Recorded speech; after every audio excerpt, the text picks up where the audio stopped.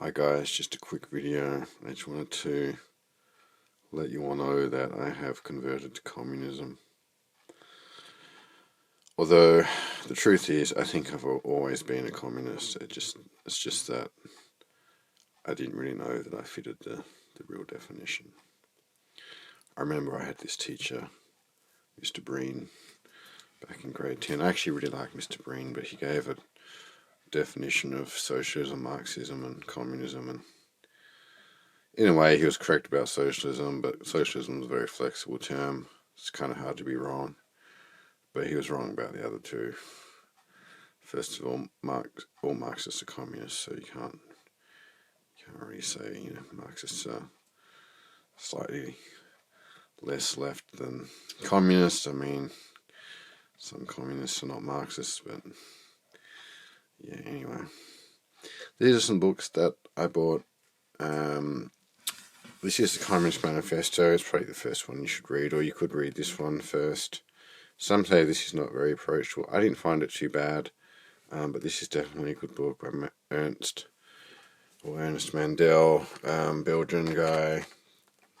It was originally like a series of lecture slides, so very approachable. This guy was banned from entering Australia back in the 20th century. This is sort of the original summary and justification and sort of description of capitalism, or justification of communism from the 1800s, mid-1800s by Marx and Engels. And it's actually, most of this is just intro and discussion. I only browsed through a part of that. It was worth reading the bits that I read, or it was kind of a bit anti-communist, I think. And the actual manifesto is only about 20% probably of this book. I didn't read the stuff that came after it. And it's from the translation that went viral. The original translation actually wasn't the best. There was a later translation, but what the intro says is, you might as well read the one that everyone was reading back in the 1800s rather than one that came later.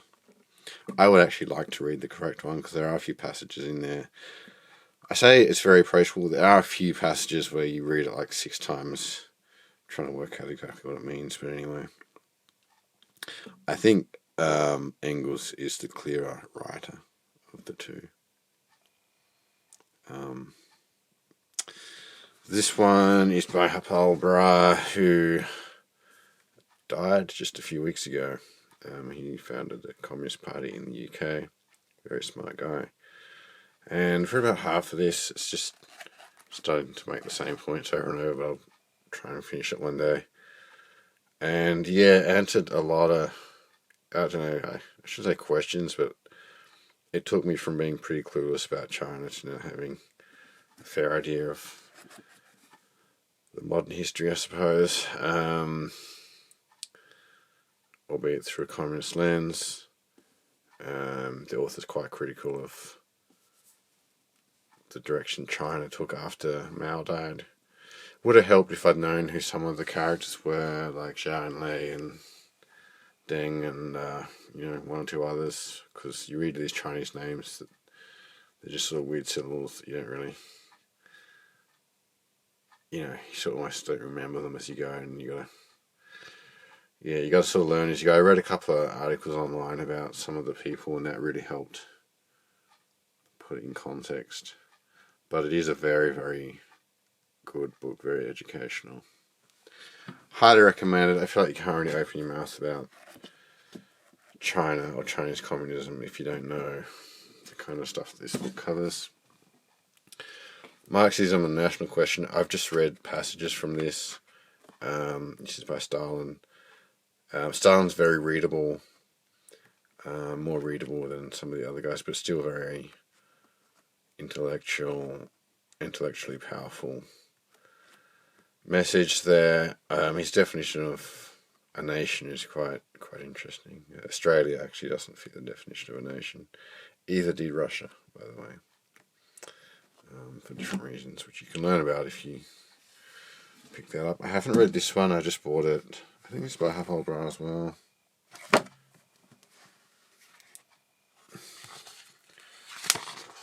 maybe, yeah, it is. My criticism of the British Communist Party, Marxist-Leninists, is they've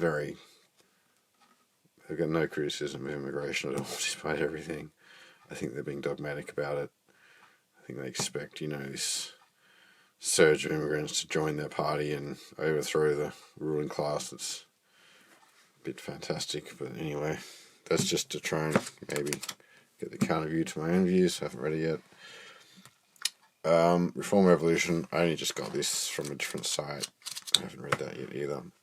This is one I've started reading now. It's meant to be one of the more important ones to read. And it's just in the stuff in the beginning, it's like, wow, this could have been written right for today in the 21st century. It's really, really, really interesting, very good. But sometimes this stuff is like so obvious, it's almost boring to read though. It's like, why does no one get it, So yeah, guys, communism, Marxism is the political movement of working class people, which is most of us. And there's a lot of lies, which is what this is about, is dispelling the lies and exposing what capitalism is, which is also what this is about. And this Marxist economic theory, as Engels says, I think there's a couple of other books I don't have in front of me, but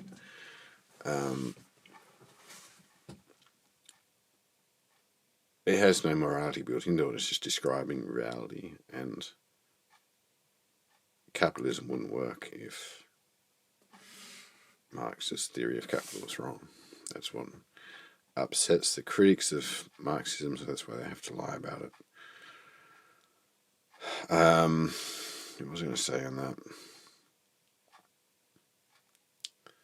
Slipped my mind.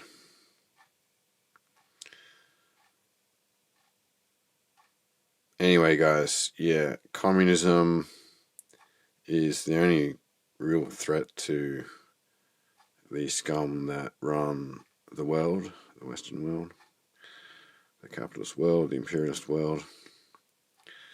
None of these bullshit little fucking right-wing, reactionary, conservative, or always Zionist, these little shit fuck political parties that spring up on the right. The Labour Party's a joke, as Lenin predicted in another book I don't have here. And the Liberal Party's a joke in Australia, although almost more left than the Labour Party in my state. Not almost, they are more left than the Labour Party. Greens are concerned with bourgeois matters, it seems like. And some of the independents, they're not good just because they're independent. Also concerned with bourgeois matters. Yeah, this stuff rings very true. All I was going to say was, guys, you don't have to be Einstein to work out the main point that Marx makes. If you're a multi-millionaire, you got that money because you found a clever way of taking the profits of other people's labour. There's only 24 hours in a day. There's only so much work one person can do. So to get filthy rich, you need basically other people working for you. You have 100 people working for you, you pay them $20 an hour, they're earning you $100 an hour, and you take the $80 difference. Well, guess who ends up rich? Guys, I worked that out many years ago, but that's basically the essence of capitalism. Obviously, there are other ways, like through becoming a landlord and stuff like that, but it's basically the same thing. You're taking other people's money that they worked for. Yeah, guys, communism, it's just a pity more people don't get behind it. But if you're interested, I'd recommend reading these two. You should be able to pick up these secondhand somewhere. And, it's funny, like, there's more books about fucking Nazis and Hitler floating around Tasmania than there is about this. Like, you never ever come across communists literature here. I think maybe once at an auction I saw a collection of books. That's it, my whole life. I've never seen anything like this ever at an op shop or a tip shop or an auction apart from that one time. But, periodically come up with books about the Nazis. Interesting, isn't it? Like I said, Ernst Mandel banned from entering Australia. Not saying that necessarily means he's great, but it's probably a positive sign. Alright guys, I'll leave it there. Thanks for watching.